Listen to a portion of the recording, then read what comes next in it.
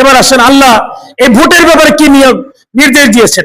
আল্লাহ তাআলা বলছেন, ইন্নাল্লাহা ইয়ামুরুকুম, আল্লাহ তোমাকে নির্দেশ দিচ্ছেন, আন তুআদ্দুল আমানাতা ইলা আহলিহা, তোমার আমানতকে যথোপযুক্ত ব্যক্তির কাছে যথোপযুক্ত জায়গায় পৌঁছে দিবে।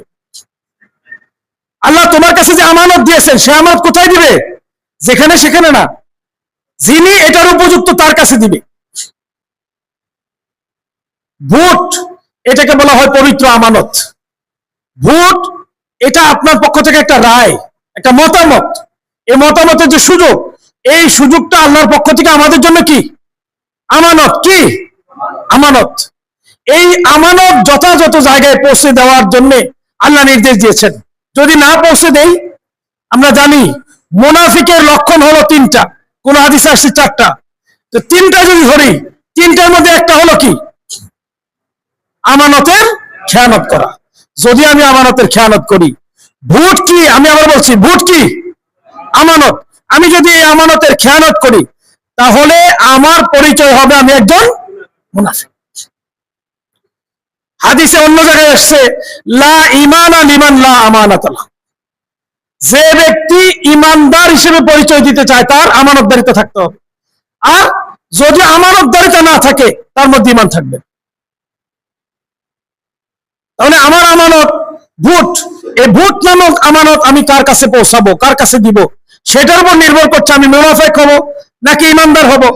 অন্য জায়গায় হাদিসে এসেছে, যে ব্যক্তি উপযুক্ত স্থানে তার পক্ষ থেকে প্রদত্ত আমানতটি দিল না, সে নিজের উপর জুলুম করলো, সে নিজে জালিম হল। তাহলে যিনি আমানতদারিতার হক আদায় করতে পারবে না তিনি মুনাফিক, যিনি আমানতদারিতার হক আদায় করতে পারবে না তিনি ইমানদার নয়, যিনি আমানতদারিতার হক আদায় করতে পারবে না তিনি জালিম। আল্লাহ তাআলা কোরআনে স্পষ্ট করে কয়েক জায়গায় উল্লেখ করেছেন, আল্লাহ তাআলা জালিমকে কি করেন না? পছন্দ করেন না।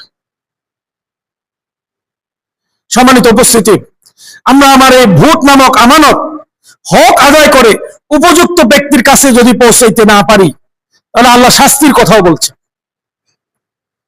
হাদিসে আসছে, উপযুক্ত ব্যক্তি থাকার পরও অনুপযুক্ত ব্যক্তিকে যদি আমার এই ভোট বা রায় বা মতামত প্রদর্শন করি, মতামত দেই, তাহলে আল্লাহ তাআলা ওই ব্যক্তির উপর লানত আরোপ করবেন।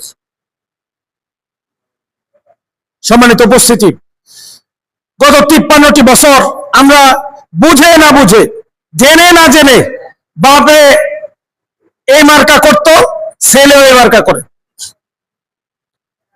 দাদা এই মার্কা করতো, বাপও এই মার্কা করছে।